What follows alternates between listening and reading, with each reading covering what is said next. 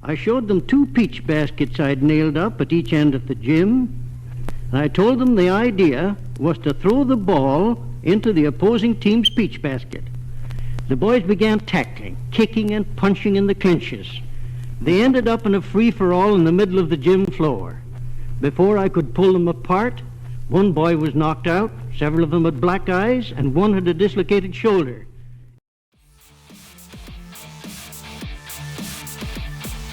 All right, welcome back to the channel, everybody. Hope you all having a good day so far. So I am continuing my journey down. I know you guys are tired of hearing the same intro. I'm continuing down the members section, and this is the next oldest one, or the next one that's been on my list for the longest. This one is from a channel called HYDN. The title is How the Creator of Basketball Sucked at His Own Game. So right off the bat, definitely interested in going down the trek in history because what do I want to say?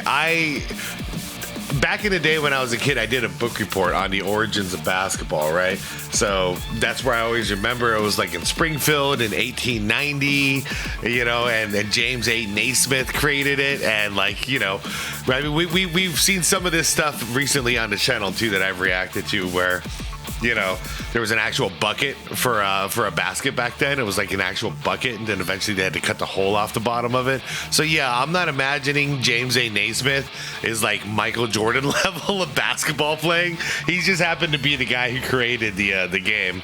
But I'm very curious at this video. With all that being said, anyways, because I do fully expect James to not be a good basketball player, especially under the current definitions that we have. But anyways, you guys, this is going to be a longer form one. The video itself is about 36 minutes. So yeah, grab a drink, grab a snack. We're going to be here for a little while, but let's make it fun. So guys, I'm linking the original video down below in the description for you. I am not subscribed to this channel. I have not heard of this channel yet, so I will be subscribing if I enjoy this video. And if you want to, the link is down below in the description of this video. For the original video. Wow, it's not like I say these things every day, but sometimes I just like it gets all jarbled. The link to the original video is going to be down below in the description for you guys. And also shout out to channel members. I appreciate you guys. I am working hard trying to get through all your requests here. I'm kind of on a mission, so let's just see how it goes. Guys, like the video if you could. I'd really appreciate it. And let's go.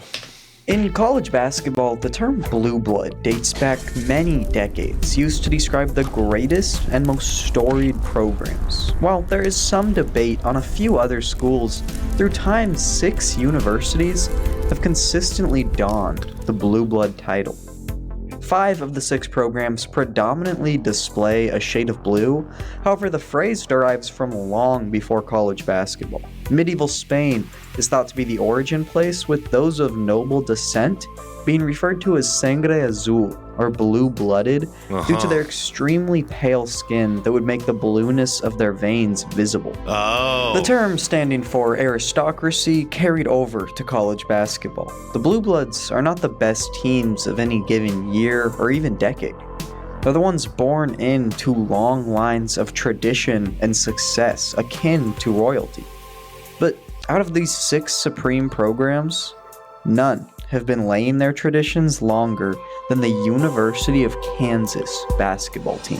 Okay, I was expecting Duke. Had one of the finest seasons in the history of championship basketball at the University of Kansas. And from a coach's standpoint, it's been most gratifying to have worked with one of the finest groups of boys in the United States. Since 1898, less than 10 years after the sport's invention, there's been Jayhawks on a basketball court, and they have piled up the 2nd most wins ever, currently just 5 back from Kentucky. They also have the 3rd best winning percentage, with North Carolina edging them out as well. But that all just makes it more impressive that in less time, both those schools have more than double the amount of total head coaches as the Jayhawks. Oh, wow. Through 126 years of basketball, Only 8 men have taken the helm for the Sunflower State. Wow. 128? Eight people? So what, like one every 15 years or something? No blue blood is close to Kansas in this stat. Through consistent success, all but one of those 8 men compiled an all-time winning record for Kansas. And when charted by win percentage, you can see most of them did it with ease. Leading the way is current head coach Bill Self, who is in his 21st season and has 2 championships. He's got 2 Coach of the Year awards. He's already in the Hall of Fame. Okay, Bill, we get it. You passed. Self is currently just above the guy who coached before him, Roy Williams, who reached Roy. 4 Final Fours, though never won the big dance with the Jayhawks, instead choosing to go win 3 of them for North Carolina. Yep, that's Roy what I is know him also from. in the Basketball Hall of Fame. Then comes Larry Brown, who won 1 championship for the Crimson and Blue, then jumped to the NBA, and eventually beat a Lakers super team for another title. Yes, sir. Brown's headline move at Kansas was recruiting superstar And he brought the Allen Iverson Sixers to the finals. Danny Manning, Oh, which wow. he did partly by, and this is 100% true, giving Manning's father an assistant coaching job. I swear, Oh. look it up. But the younger Manning led Kansas to that Never knew that. championship his senior year, so worth it. Larry Brown is also a Hall of Fame coach. Oh, yeah. Finally, we break Absolutely. chronological order with yet another Hall of Famer in Forrest Allen, who just refused to stop coaching, followed by a few more guys who aren't all-time greats, but were still very good at their job. No one stoops anywhere near a 500 record, except Oh, the no. one guy below it. It's going to be James, isn't it? The worst coach in Kansas basketball history. Let's do it. You may recognize the name. What a build-up. What a build-up. The 0 conference finals, losing record, didn't think basketball needed coaches. All right, James Kyrie Irving. Naismith is also in the Basketball Hall of Fame. I guess he kind of is the Basketball Hall of Fame, but not as a coach. His hall pass says contributor. Inventing the sport will usually get you in somehow, but Yeah. he wasn't even close to qualifying as a coach. I mean, who wouldn't give the creator of the sport, a job as a coach? Who wouldn't try it? I would try it. How could the man who invented basketball not win at it? Exactly. Look at a couple other popular pastimes. James Naismith is unique in that he's one of the only people who's kind of given full, undisputed credit for inventing a sport, but he has some close comparisons. Walter Camp is known as the father of American football and often receives a majority of the credits as its creator. By the way, I'm going to go ahead and subscribe. I like the presentation. I like the way these guys are telling the story. Rightfully so, he did a couple things. An amazing football coach, Camp led teams in 7 seasons between Yale and Stanford, including 1 year where he coached both teams, and he guided a number of notable football personalities. Funny enough, the most famous guy from any of these teams wasn't even a player. It was the team's student manager at Stanford, a kid named Herbert. Herbert would go on to land a pretty cushy job as the president of the United States. His last name was Hoover. Now, football in these times was a sport we would more closely recognize as smear the queer. It was sort of a mishmash of rugby and lawless violence, but it was I forgot about that. Yeah, that was those were different times. 1888 when Walter Camp took up the head coaching job for That was smear the. I don't even want to say it on YouTube. That game was created in the 1800s. What the hell? We were still playing that in the 19. We were playing that game 100 years later. Okay. Yale's football team. What? At the Powerhouse College, Camp had more national championships than total losses, with 67 wins snuck in there. In year 1, 1888, his first attempt at coaching, 2 Yale losses. went 13-0, won the championship, and did not allow a single point on the season. No one scored against them. What the hell, Just man? a couple of final game scores from that year: 76-0, 46-0, and 105-0. How is that even possible? And all 3 of those were against the same poor team. You see, this What? seems like what you'd expect from a game's founding father Yeah. being on the sidelines. A guy meddling in his own creation. So move over, John Madden. This is the guy. Where would we be if Enro Rubik never became the first person to complete his own three-dimensional puzzle? I have to admit something to you guys. I've actually still to this day never solved a Rubik's Cube. And I have friends who brag about like, oh, it just takes like 30 seconds. And like, I don't know what it is, whatever that thing that some people have in their brain, I just don't have it. I used to spend hours when I was a kid. The only way I'm winning is if I remove all the labels and I cheat.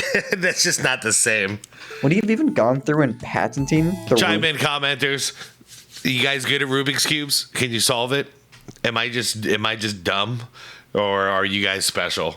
Rubik's Cube? Oh, don't rub it in. To understand why basketball's He solved it. He did. They just did it. They just did it. Didn't excel in his own creation, we need to know more about James Naismith, the person. A man of... If there's like a Rubik's Cube video game simulator, I should play it and just torture myself for you guys. I'll never ever solve it. Obsessed with sports and always doing new things, Dr. Luther Golick was in a bit of a pickle. Luther. It was the winter of 1891, a particularly cold one in Massachusetts, where Golick was in charge of physical education at the International YMCA Training School. Coincidentally, this school was only about an hour drive north from Yale University, where Walter Camp was currently serving his third year as football coach. The drive may have taken a little longer than that because cars weren't old enough to drive a car yet, but Golick was in dire need of a new activity for his students, something that they could play indoors through the cold and snowy season, yet wasn't a dangerous injury causer.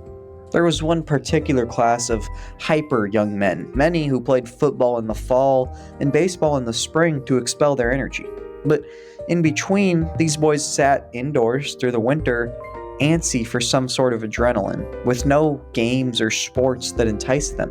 So, like any good boss, Golick stuck this overly difficult problem on one of his employees, handing the wild class over to a bright, younger instructor, 30-year-old James Naismith. A calm and reserved, but intelligent man, Naismith took the order from his boss and tried to follow it as best he could. It was a problem that he and the whole staff had been dancing around for a while. What do we do with these kids? He had no idea just how far his solution to this seemingly trivial problem would go. Naismith was an orphan who was a respected... what else did we have back... I don't know back then. I'm thinking like in volleyball indoors? Would that even be a thing though without a basketball court? Probably not. Never mind. Athlete himself in many sports, despite his smaller stature. He competed through college, where he earned degrees in physical education and theology. Naismith was very close to enrolling in seminary to become a priest, but instead chose the phys ed side of things and came here to the YMCA training school. After another year of studying and playing football here, he was hired onto the school's staff as an instructor. Even for his time, he was an old-school thinker who valued a good education. Naismith saw sports as important compared to most people, but strictly recreational. And his chime in on the comments on this one. I'm curious if my area was the only, or like my group was the only group doing this. As kids, like all the way from like elementary school, we would play sports based on what professional season it was. So if it was NFL time, then we'd be playing football every day at recess. If the NBA season was prime, we'd be playing basketball every day at recess, etc. And we do that with baseball as well. So we did it with the big three. Obviously, we're not like putting on skates and playing hockey or anything like that. We're in the middle of a desert and everything. So, but yeah, that's basically what we would do. And then summertime, like honestly, for most of us, the only thing we were willing to do is play some basketball. But, outside of that, I'm not gonna lie. We rode our bikes more than anything. That was our sport. Like go up the mountains on a bike, just go around the city on bicycles. It was the 80s, man, 80s and 90s. But I'm curious, did you guys do that too? Would you guys follow the seasons, like, or follow the sport that's currently being aired? Because that's what would like inspire us to play. You're at home, you're watching like a cool football game. Hey man, I want to run like Barry Sanders. Let's play some football. It's just the way it goes. As sports were great for kids all the way through young men in college, where they should then take a backseat to real jobs and religion. Golic gave him 2 weeks, and some loose restrictions for this new game. 2 weeks? Alongside being fully indoors, he wanted it to not take up much space, keep the athletes in shape, and to have fair rules that wouldn't get the students hurt.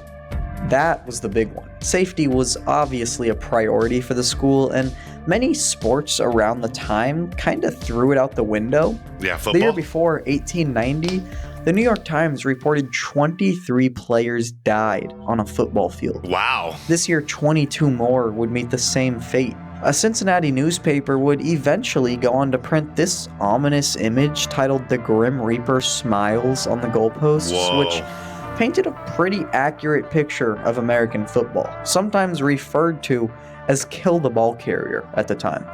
The sport was a bloodbath. That was probably best demonstrated in the Hampton Park bloodbath, an 1894 game between rivals Harvard and Yale that was so brutally physical, both schools' presidents called for football to be abolished, and they had to stop playing each other for 2 years. Wow, and I'm assuming in 1896 and 95, we weren't talking about concussions and the impact of concussions and what they do long-term to a brain and all this stuff. So we're just talking about people straight up dying. That's brutal. One Yale player, Fred Murphy, shattered someone's nose and tried to gouge his eye out, then was whoops. subsequently beaten, nearly unconscious by some Harvard players. Wow. Nothing out of the blue yet, but Fred kept playing in the game with his brain disconnected. Oh. He didn't know what direction the offense was moving, and eventually he fell unconscious, then was quote-unquote carried out on a stretcher and unceremoniously dumped onto a pile of blankets so that the medical personnel could get back to watching the game. Man, that's a different time. That's a different time. Wow. Contrary to what some thought after the game, Fred didn't die. Some people reported he did. No, we're good. He was just in a coma for, once again quoting, several hours. And being that we were a real country back then, after he woke up, his prescribed... It's crazy, too, because if you have a concussion, which I'm assuming he was pretty concussed, the last thing you want to do is become unconscious, because if you do, you might not wake up. I remember my first concussion. That was that pissed me off, because I was working with somebody who also was a nurse, and she like made me promise basically I would not fall asleep, because that's going to be and I didn't know it was my first concussion. That's all you want to do is just close your eyes and let it fade. But I had to fight it. She said I had to fight it for, I think it was like 4 hours or 6 hours, and I did. I stayed conscious, but damn, man, that's scary. That's scary to think. There you go, sleep it off, buddy. medicine was a hearty beefsteak. God bless America. Beefsteak. Between countless football-related injuries, as well as the multiple extracurricular fistfights bringing players and fans down, this 19th century American football game made international headlines in newspapers as far as Germany, where one reporter refused to call football a sport and instead declared it awful butchery. Wow. See, I thought all this was starting, in like the 2000s.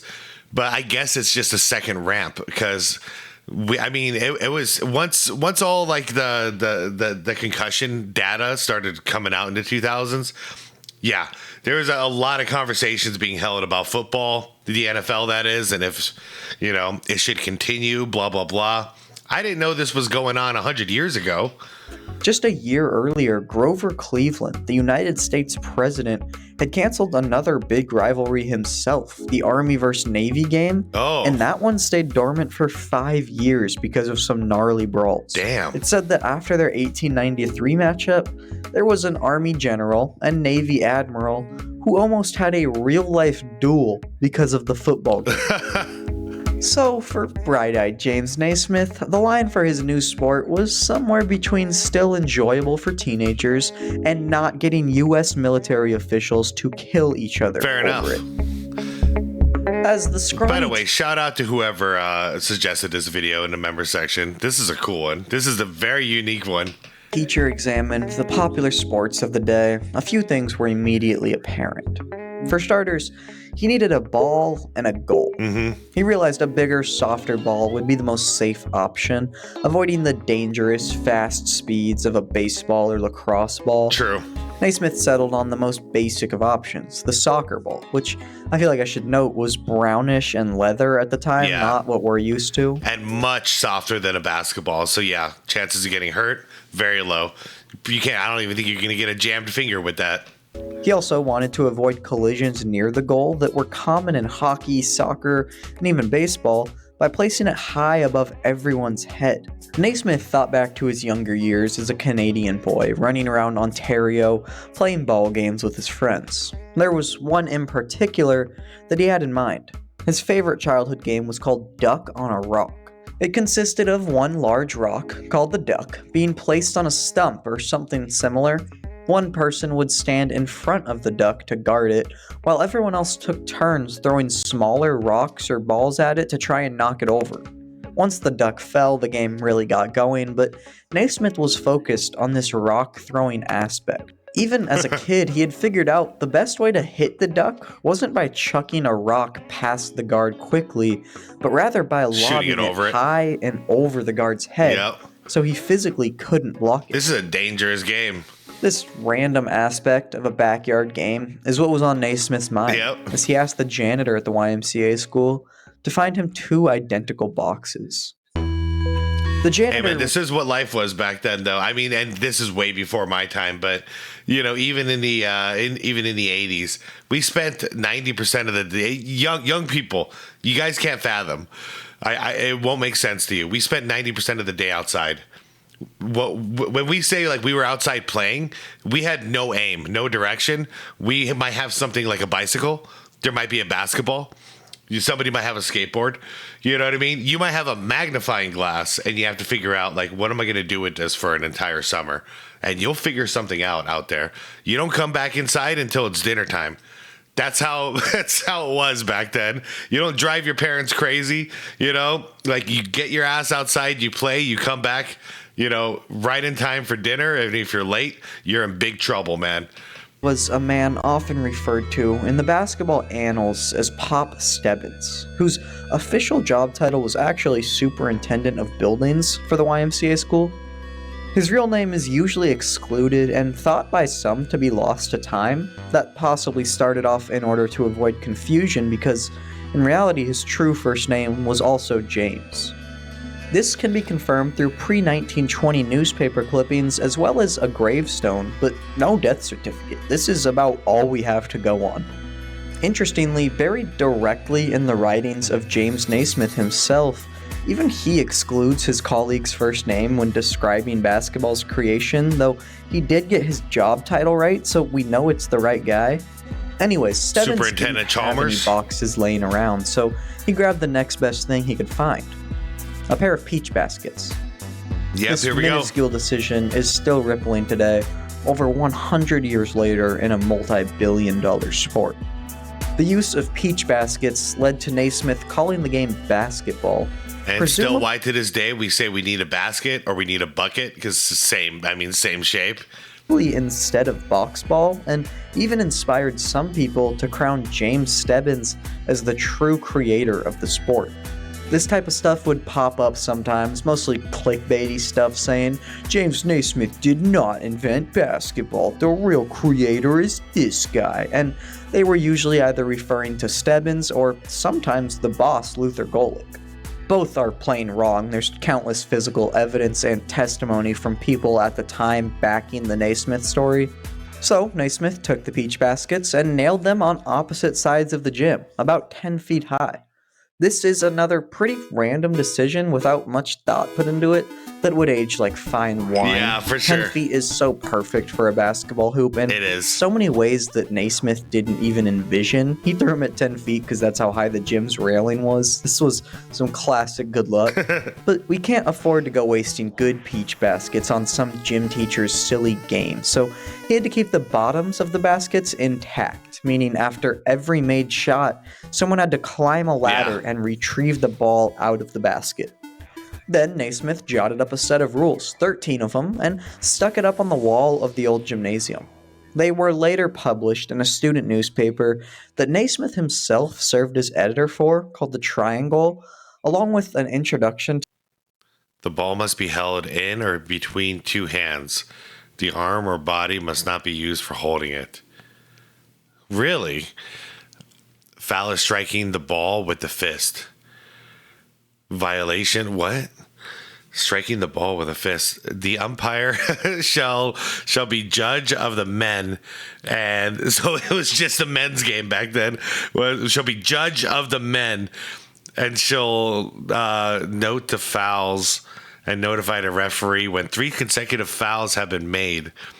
He shall have power to disqualify men, according to Rule 5. Wow. Very interesting. The ball may be batted in any direction with one or both hands, never with the fist. So he was really okay. It was probably because he didn't want anybody to get injured.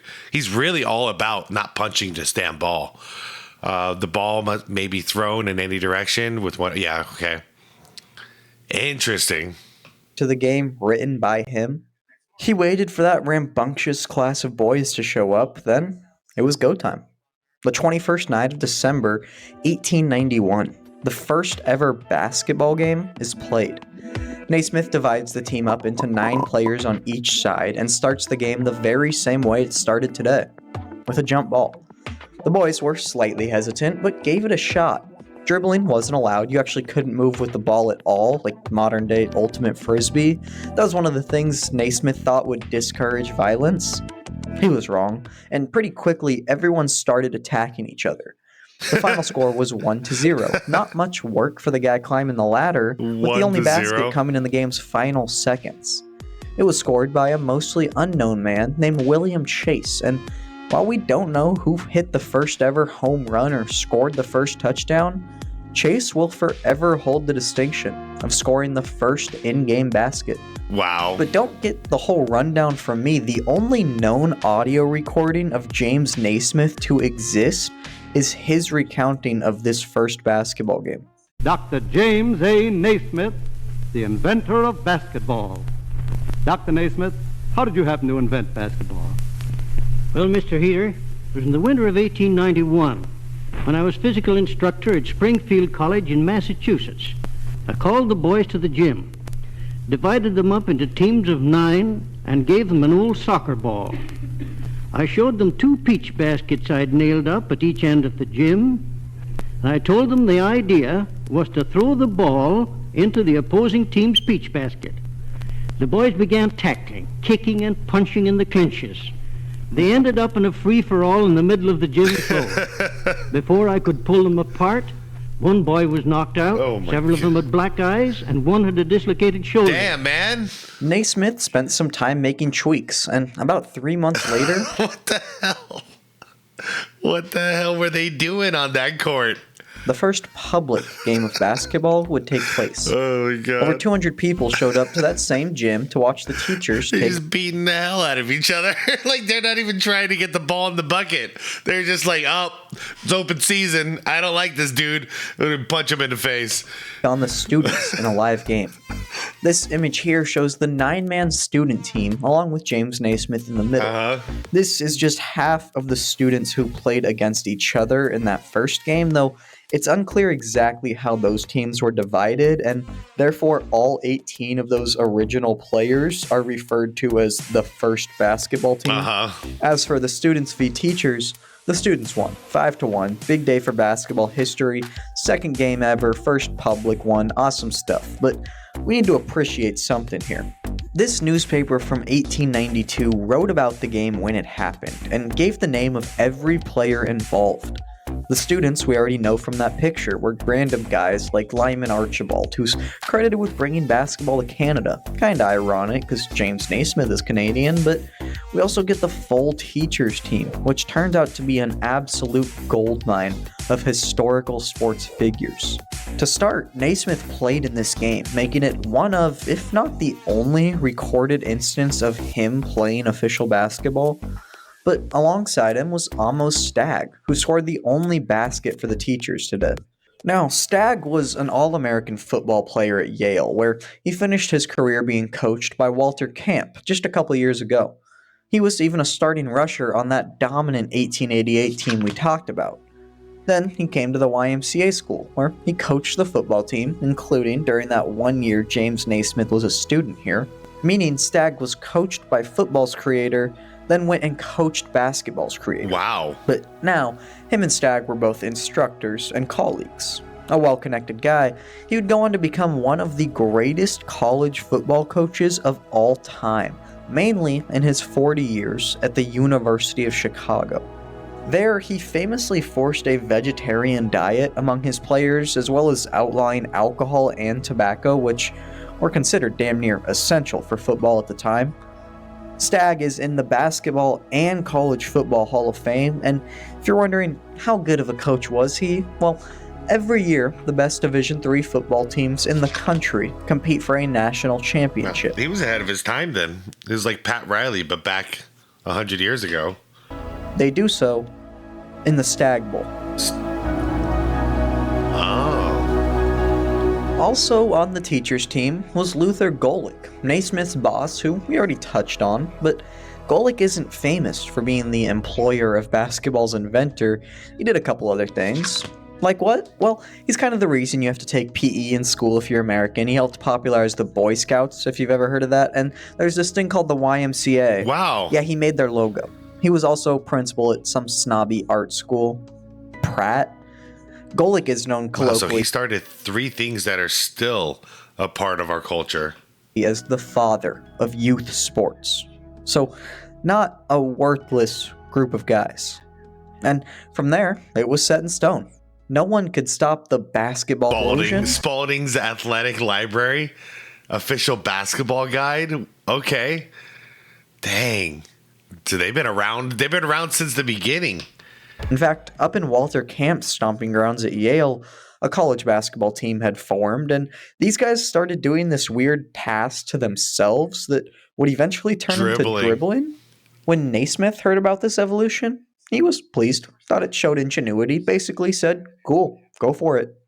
He wasn't protective of his sport because he didn't see it as his sport. Once he created the game, it belonged to the world to do as they pleased. I like that. This example of dribbling is a pretty good microcosm for James Naismith's relationship with basketball. He did make the sport, but after he introduced it, it was sort of a wild animal. He didn't want to contain it, and he probably couldn't have anyways. It was just too popular too fast. In 1895, James moved to Denver for a time, working at their YMCA, where he became Dr. Naismith. I mean, to be fair, if he really wanted the control, he could have been, like, quote unquote, like the first commissioner of the game. You know what I mean? So, like, he laid out his initial 13 rules, but obviously there are going to need to be a lot more rules implemented as they play more games and they see what's what. So he could have actually been like the boss of basketball, and just everything has to go through him as far as rule changes. But yeah, I mean, I respect the fact that he just gave it to the people. A med degree. Then, some years later, he took a job teaching in Kansas, where he got to work on the second most successful startup of his life, the University of Kansas basketball program.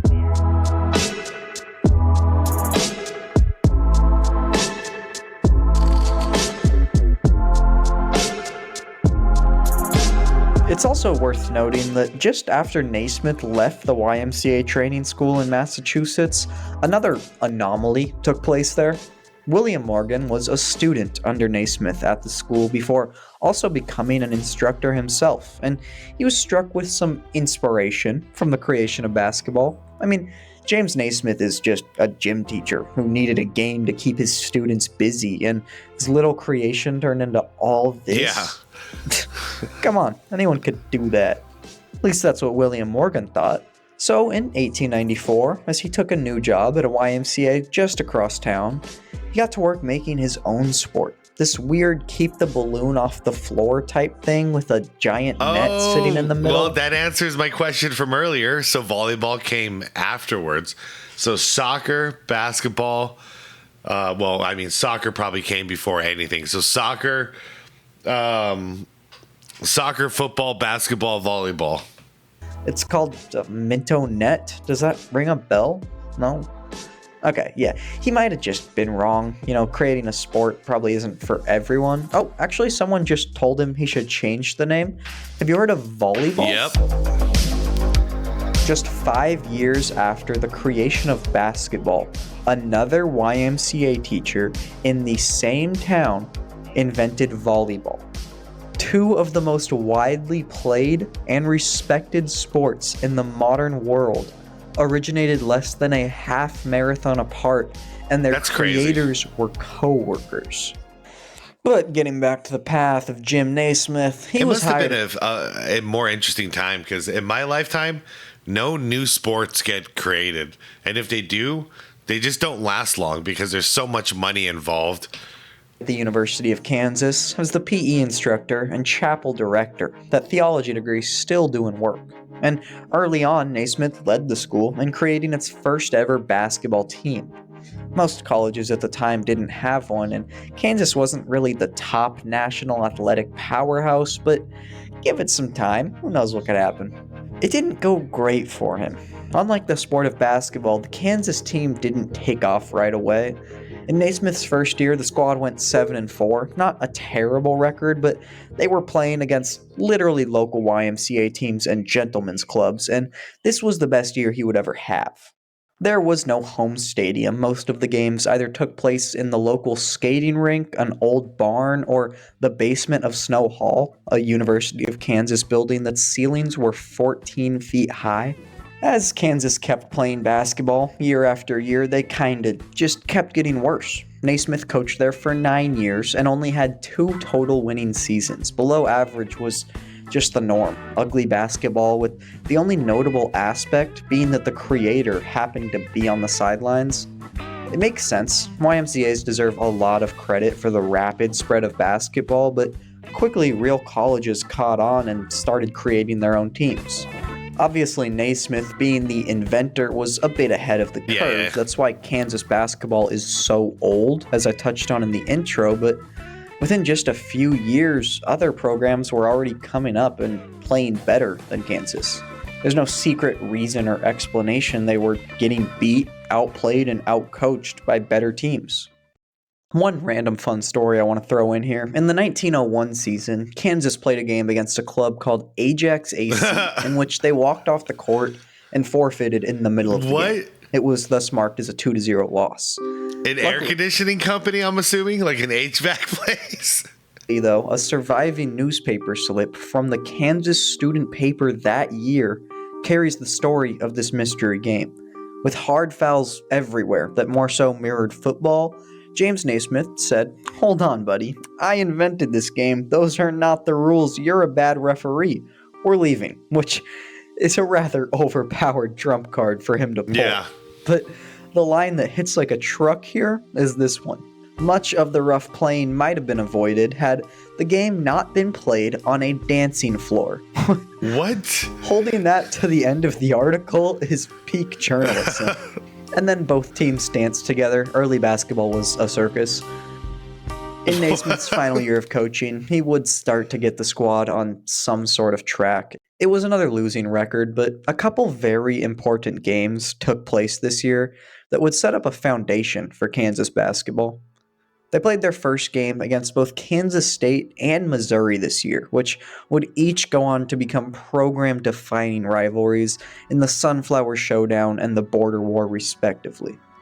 Interestingly, they played both these teams twice this year. However, this first Kansas State game, which they won, is often completely ignored, specifically by Kansas State. This is the true first ever Sunflower Showdown, but in the K-State record books, they just act like it didn't happen and skip to the game they won as first. And after the season, Naismith retired from coaching. I wish I could say the team continued its rough years, I really do, but sadly, we already know the Naismith era is kind of Kansas basketball's rough years. They basically instantly turned things around, won a conference championship the year after he left, something he never accomplished, and it would be 8 years before they had another losing record. Hey, but he introduced the game. He introduced the sport to the school, at least.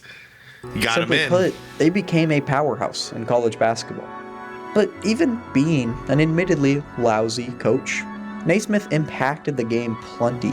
I mean, considering he was coaching when he was a guy who said that coaches are not necessary in a sport, I imagine he didn't do too much coaching. Kansas years too. Beyond starting a storied program, he coached players that would go on to impact basketball and much more themselves. Naismith's coaching tree branches out to incalculable lengths, with its roots in 3 main people. First, there's Forrest Allen. Allen played for Naismith before being selected for the Kansas head coach job after him, and that's why you may recognize his name from the beginning of the video, but I really held out the good stuff there. See, when Allen decided to become a basketball coach, he told his mentor, James Naismith, and Naismith told him that basketball was not meant to have coaches. Allen didn't listen and would prove his mentor wrong, as he underwent a legendary coaching career where he would come to be known as the father of basketball coaching, revolutionizing the coach position. Okay. Allen coached at Kansas for a stupid 39 total years, and while the team was mediocre when he played on it under Naismith, they instantly became nothing short of excellent with him at the helm. He led through the invention of March Madness in 1939 and eventually won the Big Dance once, but also had 2 other pre-1939 teams that would go on to be retroactively selected as national champions for those years, bringing his total championships to 3. He won a crazy amount of games, coached in the Olympics, Hall of Fame. Yeah, 746 to 264 is crazy. Works. Forrest had long ago gotten the nickname Fog for his booming foghorn-like voice. If you're familiar at all with modern Kansas basketball, they play in the Allen Fieldhouse, which, yeah, you know. And just having Fog Allen on your coaching tree is enough to extend it infinitely. Among so much, one of his branches includes recruiting and coaching Wilt Chamberlain, but another one is even better. Allen had a player named Dean Smith on his last championship team. Smith would go on to coach for North Carolina, becoming legendary in his own right, and notably coaching a guy named Michael Jordan in college. So you can draw a direct line from the creator of basketball to the game's best ever player 80 years down the line with just 2 degrees of separation. That is pretty crazy. Naismith also coached Ernest Quigley. And I mean, Wilt Chamberlain among the greatest of all time, right there too. I didn't know any of this. This is cool. A Kansas hooper who would go on to become one of the greatest referees in all of sports history. He reffed college basketball for 40 years, March Madness and Olympic final games, as well as college football, 3 Rose Bowls, and 5 Harvard versus Yale matchups. Wow, 6 but his World best Series? sport might have been baseball, where he umped over 3,000 games and 6 World Series, including the 1919 Black Sox. Man, we just need to call him like the official.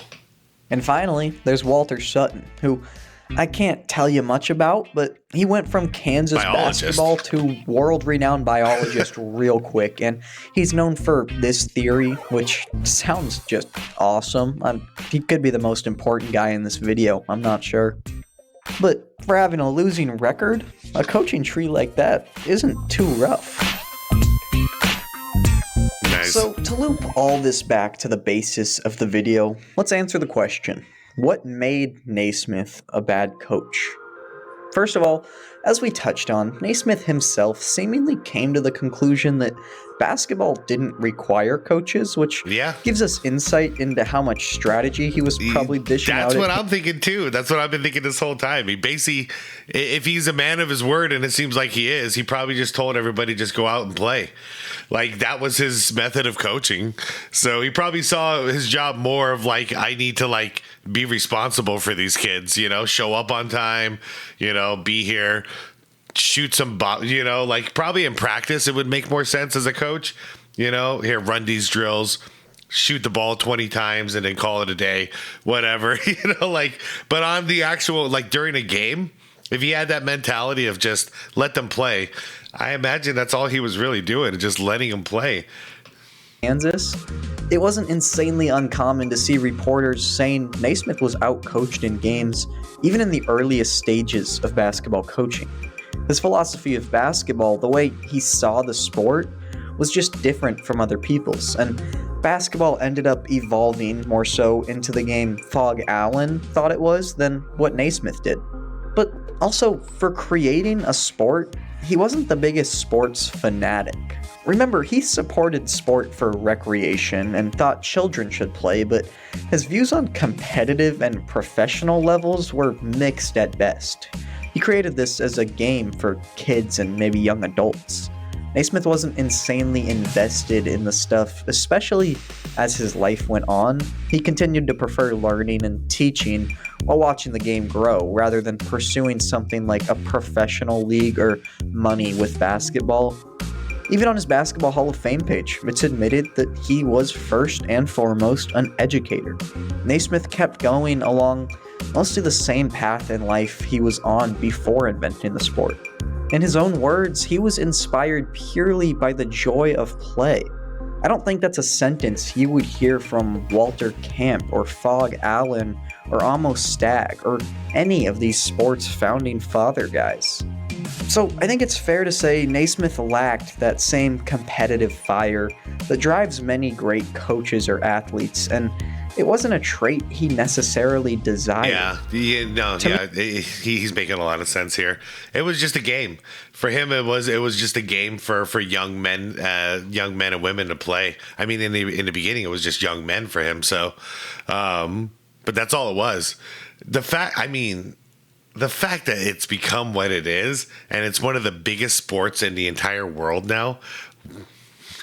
That's crazy to think. It wasn't his intention. His intention was just to keep kids active during the winter. It's those two things that paint the picture of how. Jim sat back and let the game play out in front of him, occasionally chipping in his 2 cents along the way. Basketball was a show, and Naismith a spectator, judging the game impartially.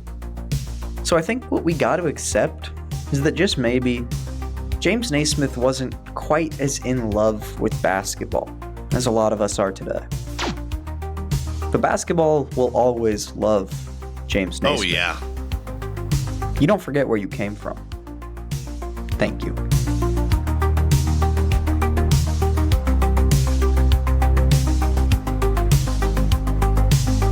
So he got to see, hold on. So he got to see basketball become an Olympic sport in 1936. He called it the best moment of his career. So he cared a little, for sure. Died in 1939. Just about 8 months after the very first March Madness tournament. Wow, they did that almost 100 years ago too, huh? About 90 years ago. Okay. He couldn't have imagined how much more his game would grow without him. Wow.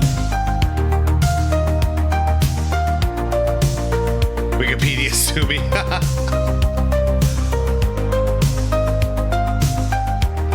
Great video, you guys. That's the first time I've ever seen a video. Whoa. They did this video too? Interesting. Okay, I'm going to save that for another one. All right, well, I subscribed to this channel, and I'm glad I did. Actually, there's another video from this channel that was popping up on my feed last night, but it's over 2 hours long, so I didn't click on it to watch it, but It's titled Life Inside the NBA Bubble. And I gotta say, I'm kind of intrigued, and I might have to, 2 hours, 2 hours and 15 minutes. I might have to do like a back-to-back day kind of thing where it's, I don't even know, man. It might have to be like 3 days because that's going to be like a 3-hour reaction, you guys. But I do want to cover it. So anyways, let me know what you guys think, if you guys think I should do it. And if I do it, I don't think I should do a 3-hour reaction, right? Like, no one's gonna watch that. So like, I'll have to break it up into parts. Anyways, that's a problem for another day. But that's cool. I didn't know there was the same YouTube channel. So yeah, definitely glad. I'm gonna double check. I did subscribe. Yes, guys. So the link to the video is down below in the description. If you guys want to check out the channel as well, I'd call this a good 1-for-1 so far. Anyways, I learned a lot. That was a really cool journey. This whole time I felt like I was back to learning as a kid. That same kid who was doing a book report on James A. Naismith and the origins of basketball. This is a lot more information than I was able to get my hands on back then in a library, looking at encyclopedias and stuff like that, because that's all we had to go off of. But this is a lot more informative. Man, my book report would have been so much better if I could watch this video when I was a kid, but Anyways, Naismith, man. Yeah, it all does make sense that he's not a great coach, somebody who doesn't care about coaching, nor does he think it really belongs in the game. But it's so cool that I am glad he created the game and he let it free, because it looks like within about 10 years, the game grew so much. And then within 40 years of its inception, it was like on the national stage, You fast forward to 100 years, and then we have Michael Jordan in his peak. Like it takes a little while, it seems like, but that's not that long to hit like the pinnacle. You know what I mean? Because by 1998, that's it. It hit its peak. So anyways, you guys, thank you so much for watching. It's a longer one, I know, so let me know in the comments if you made it to the end. I always appreciate when I see those comments. And I'm going to get the hell out of here. Guys, no After Dark tonight. This was a really long one. Maybe I'll do some gaming or something like that later. Hope you joined me for that. And until then, be water, my friends.